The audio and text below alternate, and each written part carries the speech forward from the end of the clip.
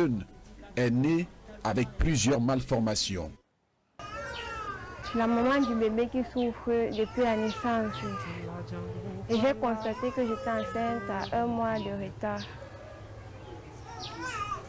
Et après, j'ai commencé les visites au 3e mois de grossesse. Au début de la grossesse, oui, j'ai eu un petit paluche d'1 semaine qui m'a beaucoup menacée, mais c'est passé après. Et après, j'ai des visites à gérer. Donc j'ai fait 3 visites ici et là-bas j'ai fait 5 visites, qui étaient déjà 8 visites avant d'accoucher. J'ai fait l'échographie à 7 mois. Et quand j'ai fait l'échographie, ils m'ont dit que tout était normal, tout, mais ils ne m'ont pas parlé de la maladie de l'enfant, que l'enfant avait une maladie. Non, ils m'ont dit que tout était, mon enfant était bien portant. D'autant plus que même la première échographie que j'ai fait ici à 4 mois, ils m'ont dit que l'enfant allait bien. Tout, je ne m'inquiète pas, mon enfant est bien portant. Mais la deuxième échographie m'a dit que mon enfant est bien portant. Ils ne m'ont pas parlé de la maladie de l'enfant. Rien. Et chaque jour quand j'allais, ils me prescrivaient tous les examens qu'ils me prescrivaient. Je faisais tous les examens qu'ils me prescrivaient. Mais ils ne me disaient pas que l'enfant était malade. Mais puisque je sais que la toxo est une maladie qui cause des malformations chez l'enfant, je les ai dit, c'est comme ça que j'ai dit que, bon, après l'accouchement, quand j'ai vu que l'enfant, j'ai dit que c'est pour ça que l'enfant fait ça. Parce qu'ils m'ont dit que la toxo, j'avais dit que c'était les examens qu'ils m'ont fait faire là-bas. Ils m'ont dit que la chlamydia et la toxo, là, j'avais vraiment ça sur moi. Parce que la toxo est une maladie qui cause des malformations. Moi, je m'appelle Ndjiki Théophane Aimé et j'ai 27 ans. Je suis le papa de Nduko Eva, ma fille qui est malade. Bon, pour la grossesse de ma compagne, on s'est connus derrière mon frère, comme elle a eu à le dire. Et on s'est fréquenté pendant 1 mois. Et au cours de ces 1 mois-là, on a appris à se connaître. Après cela, comme je suis dans un âge où il faut se responsabiliser, je lui ai fait part de mon inquiétude vu que j'ai perdu mon frère à l'âge de 26 ans. Mon jeune frère avait 26 ans et il a laissé sa femme enceinte. Et je me suis chargé du mieux que possible d'aider au moins à mon niveau la veuve. Et je me suis dit que si mon frère est parti à cet âge-là, je peux aussi partir à cet âge-là demain. Je n'aimerais pas quitter cette terre, savoir au moins c'est quelqu'un sur qui la famille pourra veiller ou regarder, disant que au moins si en partie nous a laissé quelqu'un regarder. C'est donc j'ai fait part de cela à ma compagne et elle m'a dit qu'elle n'avait pas de souci à cela, porter mon enfant. Et on a fait des examens, des visites et on a dit que bon, tout était ok de nos 2 côtés. Après cela, quand elle est tombée enceinte, elle m'a fait part qu'elle est enceinte et j'étais au travail. Elle m'a appelé dans l'après-midi qu'elle est tombée enceinte, qu'elle est enceinte, qu'elle n'a pas vu ses règles, qu'elle est enceinte. Et là, j'ai dit ok, félicitations et merci pour ce cadeau que tu es en train de me donner. C'est là que bon, il faut essayer d'abord de parler d'abord à tes parents. Et après, moi je vais essayer de parler aussi de mon côté pour voir. Comme je suis dans un travail, je ne gagne pas grand chose. C'est pour ça qu'on n'a pas pu faire les premières visites à temps. J'ai fait dans l'hôtellerie. Je suis gérant d'un motel à Terminus Garde-Fou. Ça fait 2 ans que je suis déjà là-bas.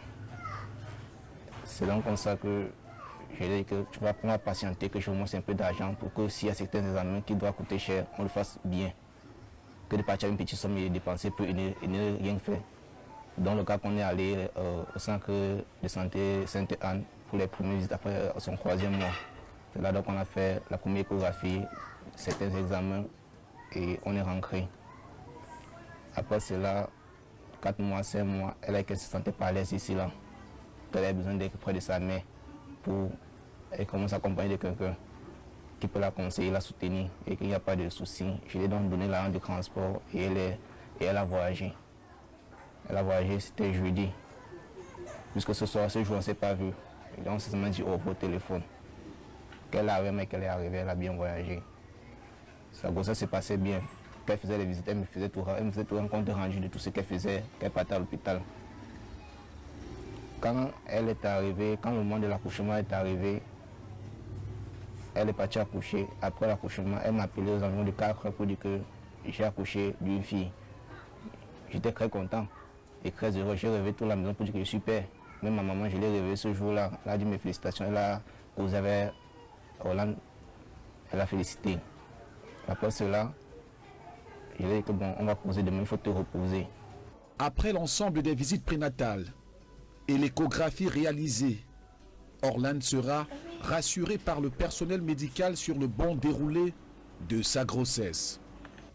Le jour de la délivrance, une surprise désagréable va choquer la jeune mère. L'enfant va naître avec une malformation qui met sa vie en péril. L'urgence à agir signalée, les familles vont se concerter pour l'intervention chirurgicale. Les contractions, c'était, je me suis levée le lundi matin, j'ai senti mal au bas-ventre. Je suis allée à l'hôpital. Quand je suis allée à l'hôpital, j'ai passé toute la journée à l'hôpital. Vu les différents touchés qu'ils me faisaient à l'hôpital, ils m'ont dit que non, je ne vais pas accoucher aujourd'hui, mais ce qui est sûr, avant lundi prochain, je vais accoucher. Je suis restée là, je suis rentrée à la maison. Comme j'ai passé la journée, j'ai même dormi à l'hôpital, je suis rentrée à l'hôpital. Je suis rentrée de l'hôpital le mardi matin. Ils m'ont dit de rentrer, que non, je ne vais pas accoucher maintenant. Je suis rentrée mercredi, je ne vais pas accoucher. Jeudi, vendredi, les contractions m'ont pris à 23 h. Minuit, presque minuit. J'ai fait 4 heures de contraction et j'ai accouché à 2 h. J'ai accouché à 2 h. Quand j'ai accouché à 2 h, c'est quand je lève la tête. Quand j'accouche, je lève la tête pour voir si j'ai accouché une fille ou un garçon. Malheureusement, je tombe sur la maladie que l'enfant, je vois le dos de l'enfant est ouvert. C'est là où on n'a pas donné. C'est comme ça que je suis tombée dans le coma. Je me suis relevée à peut-être 4 heures. J'ai fait 4 heures dans le coma avant de me relever. C'est comme ça. Et ils nous ont dit que là-bas, ils ne pouvaient pas soigner la maladie de l'enfant. Ils nous ont dit, comme c'était vu que c'était le week-end, ils nous ont dit, lundi matin, ils nous ont envoyé à l'hôpital régional de Bafoussam. Quand nous sommes arrivés à l'hôpital régional de Bafoussam, ils ont dit qu'ils ne peuvent pas soigner la maladie là-bas, qu'ils vont nous refuser à Yaoundé. Et ils nous ont donné le nom de 3 hôpitaux, soit au CHU, soit à l'hôpital central, soit à la fondation. C'est comme ça que nous sommes rentrés, puisqu'on ne pouvait pas quitter de Bafoussam pour voyager directement, puisqu'on n'était pas préparé pour voyager. Nous sommes rentrés à la maison. Nous sommes remontés le mardi. Nous sommes remontés sur Yaoundé le mardi. Nous sommes allés à l'hôpital. Comme nous sommes arrivés, nous sommes allés à l'hôpital général de Yaoundé. Ils nous ont tourné un peu. Nous sommes rentrés, nous sommes allés à la fondation. À la fondation, ils ont dit non, allez à l'hôpital central. À l'hôpital central. C'est là que nous sommes allés à l'hôpital central. Avant qu'on a trouvé la neurochirurgienne, nous avons envoyé chez la neurochirurgienne. C'est elle maintenant. Elle nous a dit que c'est la seule chose. Nous ne savions pas que la maladie était grave au point qu'on devait opérer l'enfant. Elle nous a dit qu'on va opérer l'enfant. Le seul solution qu'elle nous a dit que c'est une maladie, c'est une malformation de la colonne vertébrale. Donc on va opérer l'enfant. Si on veut trouver la santé de l'enfant, il faut qu'on le perd. Elle nous a envoyé faire différents examens. Elle nous a d'abord demandé de faire l'examen du dos, l'échographie sur le dos pour voir si tout était normal avant qu'elle le perde.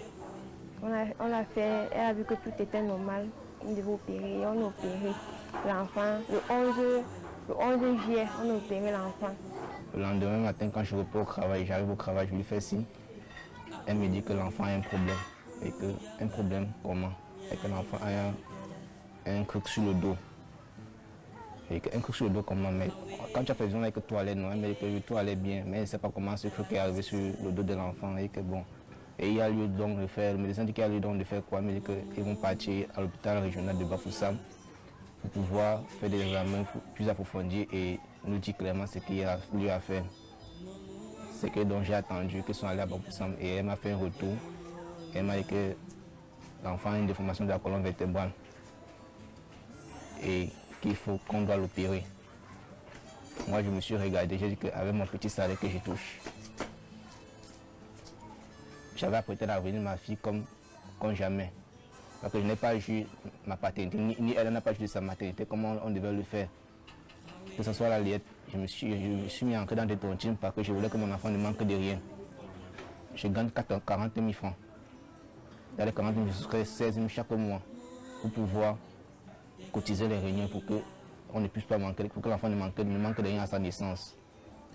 Quand j'ai donc bouffé cet argent, je lui ai donné confiance à ma mère que voilà ça, c'était pour faire l'allié de l'enfant. Je connais les choses qu'il faut nécessairement pour l'enfant. Elle a donc fait le marché, les achats de l'enfant et de rentrer avec. Elle m'a présenté, j'ai tout vérifié, tout était bon.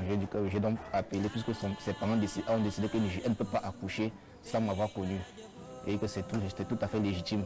On doit connaître le père de l'enfant avant toute chose. C'est là donc que j'ai pris la liette parce que je ne voulais pas voyager, faire deux allers-retours. Je voulais faire voyager avec les affaires de l'enfant et les voir et me présenter à eux que je suis le papa de l'enfant et celui qui est prêt à marier les filles. J'ai voyagé avec mon petit frère, il m'a accompagné. On est arrivé ce jour, on est allé, puisqu'on nous a laissé devant Bateau-Femme chez Ferry, où elle vivait avec sa grand-mère. C'est là donc que j'ai rencontré sa grand-mère, j'ai fait des présentations, on s'est salué, elle nous a bien accueillis, elle nous a bien reçus. Après on est parti, après dans l'après-midi on est allé voir son papa. Et j'ai pu causer avec eux et me présenter. Ils m'ont dit que l'essentiel était de me voir en premier lieu d'abord, avant que la suite on verra plus tard. Que après la naissance de l'enfant, on verra ce qu'il faut faire. Après, et qu'il n'y a pas de souci, moi je suis là et je ne vais pas partir. Quand je suis rentré, tout ça, en créant tous ces problèmes qui ont suivi après son accouchement, je n'avais pas 5 francs sur moi, sincèrement. Si je dis à quelqu'un j'avais même 25 sur moi ce jour-là, qu'elle m'a dit ça, je n'en avais pas. Quand elle m'annonce que c'est ce problème de formation, j'étais au travail et je reste dans la chambre où nous les employons d'or, je me mets à pleurer. Et c'est ma colère qui me console, qui me dit ça va aller. C'est la vie, si le Seigneur a décidé que c'est ainsi, il faut juste suivre la voie du Seigneur. Mais ne perdez pas foi, il va vous aider. Quand je suis rentré, j'ai annoncé la nouvelle à ma mère que l'enfant est né avec une déformation. Mes grands frères, mes oncles, même mon papa et même ma mère, ils ont fait le mieux qu'ils pouvaient avec ce qu'ils avaient sous la main parce que nous sommes une grande famille, mais chaque personne a ses propres problèmes dans la vie. Et chaque personne a donné ce qu'il pouvait donner. Et je les remercie grandement pour ce qu'ils ont fait. Et quand on a constaté plus tard que l'enfant avait encore un autre problème, et qu'elle m'a dit l'enfant, on doit encore l'opérer, j'ai dit que qu'est-ce qu'on a fait au bon Dieu? Pourquoi tant d'épreuves devant nous? J'ai fait mon possible pour éviter de faire du tort à qui que ce soit dans ma vie. J'évolue au fur et à mesure que je peux. Je garde ce que je peux pour pouvoir suivre, parce que ce travail me permet juste de survivre. Ce n'est pas un salaire qui peut me permettre de vivre longtemps. Je suivis. Le peu que j'ai, je garde.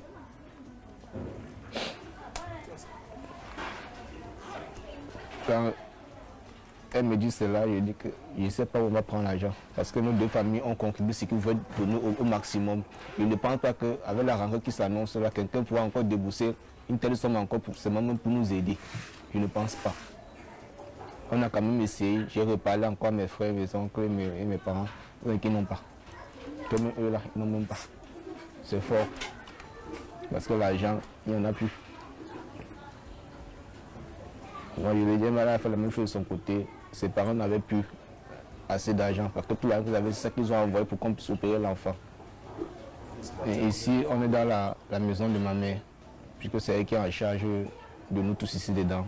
Je suis là avec mon cousin, ma grande sœur, ses 3 filles, et ma nièce, et ma compagne et notre enfant. Nous vivons en famille. Et chaque personne a ses propres tâches qui doivent se régler, les factures qu'il doit régler dans la maison. Nous partagons certaines factures dans la maison, qui sait ce qu'il doit payer chaque mois pour que tout l'argent ne revienne pas que sur la maman. Parce qu'elle nous se bat pour pouvoir mettre un peu de quoi manger sur la table chaque jour. Les personnes qui côtoient ce couple au quotidien éprouvent de la peine pour ces jeunes parents qui sont à leur premier enfant. Il y a beaucoup de compassion parce que c'est vrai que je me familiarise, j'évite beaucoup de m'accommoder beaucoup plus avec des gens qui ne vont pas m'aider demain. C'est pour ça que je suis plutôt quelqu'un de plus casanier à la maison. Mais j'ai des amis qui m'envoient chaque jour des messages de soutien. Ils me disent ça va aller mon frère, c'est la vie. Mais nous sommes là, même si on n'a rien, on peut quand même t'aider avec les conseils. On peut t'aider avec la foi et la prière. C'est vrai que nous ne travaillons pas comme toi, nous sommes encore peut-être sur les bancs. Mais nous prions pour que ton enfant aille pour le mieux. Mais quand nous sortons à la fin, pour te dire que l'enfant est très joli. Que vous avez fait une magnifique fille. Pas, ne décourage pas, peu importe ce que les gens disent, peu importe ce qu'on te dit quand tu pars à l'hôpital ou quand les gens voient le bébé et qu'ils disent bouche l'oreille, disent que c'est ton bébé à toi. Chouchoute-la, cajole-la, donne-la au maximum d'amour. Pour dire vrai, lorsque mon petit frère, j'étais ici à la maison un soir, mon petit frère m'envoie le message, il me dit on est là accouché. Il dit ah, bravo, félicitations, tu es papa. Après, il me zoom la photo, boum. Je demande à maman voir ce que ça peut être. Je dis, ok, ça c'est encore quoi comme ça. Subitement, la joie qui était sur mon visage s'est transformée en tristesse. Donc, j'étais plus tranquille. Ça faisait bizarre. Donc, vous voyez, tellement on a attendu l'arrivée d'un enfant et après, on nous plaque la photo là, boum. Je commençais à faire bizarre. Je me sentais vraiment pas bien. Parce que voir un jeune couple comme le leur, le premier-né, vraiment, avec une maladie congénitale comme ça ne fait pas chaud au cœur. Pas vraiment. Ça fait vraiment pas chaud au cœur. J'étais tellement triste au point où quand on parlait de ce sujet, quand on montrait la photo, quand ma maman envoie la photo, je ne voulais plus. Parce que quand je voyais, c'était les larmes directement sur les larmes. Je ne voulais même plus voir la photo. Je ne voulais même plus. Quand j'ai dû supprimer cette photo de mon téléphone pour ne plus avoir affaire à ça. Donc à chaque fois quand je ferme les yeux, c'est la photo là que je vois. C'est la même photo que je vois. Donc ça ne fait pas plaisir. Ça fait très mal pour un jeune couple de commencer leur vie comme ça, avec un premier lien, avec un enfant déjà, opération, maladie de ce genre. Ça fait vraiment pas chaud. À l'hôpital, j'ai vu l'enfant avec l'état qu'elle était. Ça m'avait trop dérangé. J'avais commencé même à pleurer, que finalement ça doit se passer comment. Et quand on les a envoyés à Bafoussam, après Bafoussam, ils sont partis à Yaoundé. Après Yaoundé, après Fondation Chantal, on les a demandé d'aller à l'hôpital général. On a même commencé à pleurer. Mais comme le Seigneur sait ce qu'il fait, on a donné les coups de main partout. Les deux familles ont boxé jusqu'à réussir à opérer le dos de l'enfant. Après, maintenant, on a encore dit qu'on doit opérer la tête de l'enfant depuis ce temps-là. Donc, moi, je ne me sens pas bien. Quand je vois l'état de ma fille avec son mari, ça me dérange beaucoup. On n'est pas tranquille. Comme on ne sait pas tout, papa, le peu qu'on avait, on lui donnait. Parce qu'on ne connaît pas les médicaments qu'on pouvait lui donner pour le renforcer. Ce qu'on consommait aussi, on lui donnait. J'étais à la maison avec les autres. Et quand elle est montée au dispensaire, après son accouchement, je suis montée là-bas. On m'a dit qu'elle a eu les déchirures. On a cousu l'intérieur. Après encore, on a encore recousu. Après, qu'on a cousu en 3 couches. Je me demandais que, mais finalement, elle doit faire comment. Après, maintenant, le tas de l'enfant aussi s'oppose. Voilà elle était toujours en train de pleurer. Elle ne faisait que pleurer. Elle n'arrivait même plus à manger. À la suite de son accouchement, Orlane a connu un déséquilibre psychologique manifesté également sur son état physiologique. La venue au monde de la petite Eva avec ses malformations l'a fait culpabiliser. Orlane ne cesse de couler les larmes en longueur de journée. Tous les moyens que vous avez eu pour les interventions, les visites et tout ça, ça vous Les deux familles ont contribué, mon père, ma mère, c'est comme ça aussi de son côté, sa mère, sa famille, comme ça qu'on a contribué jusqu'à on a opéré la première opération. aujourd'hui, comment est-ce que vous vivez ce moment-là? Parle-moi de toi. Qu'est-ce qui s'est passé après quand tu as découvert ça? Apparemment, tu as eu des chutes. Tu as perdu du poids. Qu'est-ce qui s'est passé? Qu'est-ce qui se passait en fait? J'avais perdu le goût à la vie parce que j'avais perdu J'avais perdu le goût à la vie, puisque j'avais même pensé que c'était peut-être la malchance qui s'est abattue sur moi, je ne sais pas. J'ai accouché mon bébé, j'étais fière d'accoucher mon bébé, mais il ne m'attendait pas à cela. C'est par rapport à la maladie de l'enfant, puisque je réfléchissais trop. Je disais que mon enfant ne va jamais guérir. Comment est-ce que ça va se passer? C'est ça. Je disais que pourquoi c'est sur moi? Pourquoi c'est sur moi que tout ça arrive? Je vois mes soeurs, mes grandes soeurs, mes cousins, mes cousines accouchent, les enfants sortent, non. Mais pour moi, il est venu sortir comme ça, pourquoi? Ce que j'avais mis en tête. Mais entre nous, la famille proche, on essaie de se soutenir, on essaie de lui reconforter. Parce qu'elle a toujours le visage triste, palme. On essaie toujours de lui faire un peu sourire, de lui faire sortir un peu de cette zone-là pour lui ramener un peu, pour qu'elle ne soit pas toujours.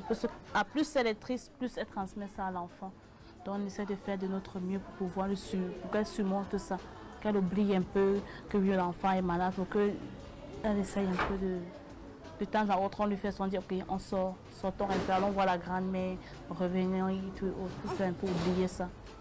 Sinon, elle va passer tout le temps dans la chambre, tu vas aller voir, elle est pensive, très, tu sais quoi, rien, elle va lancer un faux sourire. Mais à l'intérieur, elle s'y meurt. Elle est vraiment morte de l'intérieur. Oui, elle est morte de l'intérieur. La petite boule d'énergie Eva est de toute beauté, pleine de vie. L'espoir de ses parents est de la voir grandir. Il est temps d'agir avant que ne survienne le pire. Les familles se sont battues des deux côtés, mais ce n'était pas suffisant. Ce qu'on nous demandait, ce que j'attends des hommes de bonne volonté, c'est qu'on nous aide aussi. On nous aide pour que ma fille puisse guérir et que je puisse aussi la voir courir, sauter, jouer comme les autres enfants. Nous avons contacté le regard social pour que les hommes de bonne volonté, les mains charitables, quels qu'ils soient, minimes ou énormes, nous demandons de nous aider. Parce que là où nous sommes abattus, nous voulons seulement que nos filles puissent grandir en bonne santé, qu'elles puissent marcher comme d'autres enfants, qu'elles puissent rire, qu'elles puissent aller à l'école normalement comme d'autres enfants. Et sans votre aide, nous ne pouvons pas la sauver la vie. Nous vous implorons de nous aider, de compatir à notre douleur.